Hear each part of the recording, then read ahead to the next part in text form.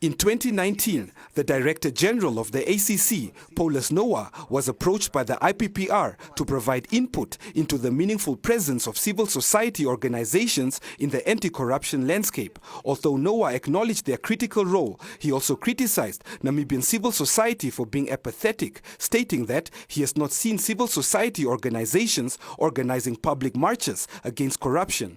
Shortly after Noah made these comments, the fish rot revelations came to light, and hundreds of protesters, including civil society, marched to the ACC headquarters in Windhoek to demand his resignation for delaying the pre-fish rot related investigations which the ACC had known about for years. The IPPR executive director has now warned the ACC that the anti-corruption landscape could come under threat if the anti-graft body fails to include civil society voices in the new National Anti-Corruption Strategy and Action Plan. This time, when the ACC now is drawing up a new strategy and a new plan, we are saying to the ACC that, look, please include civil society.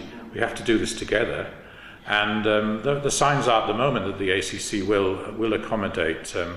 So Paulus Noah is correct to criticize civil society because we have not been proactive on the whole, and we have not, made ourselves known and asked awkward questions about what's happening. So in the future, that's what we plan to do. We plan to be much more upfront and willing to get involved. But other civil society groups also need to step up the game, and the urgency is there because we know fish rot is a terrible scandal, but it's not the only scandal. There's been a whole series of corruption scandals. So unless we do step up to our responsibilities, this whole situation is going to get worse and worse. Today on One also spoke to the Chief Public Relations Officer at the ACC, Josephina Ngituamata, on whether the ACC welcomes the presence of Namibian civil society organizations in their new National Anti-Corruption Strategy and Action Plan, also referred to as NACS. It kind of came at a slow pace to get the involvement of civil society to be part of the implementation of this strategy, which actually maybe now be the reason why the civil society might think they are not really involved much in the implementation of this strategy. However, the NANCOF was part and parcel of the stakeholders to be part of the implementation of the National Anti-Corruption Strategy.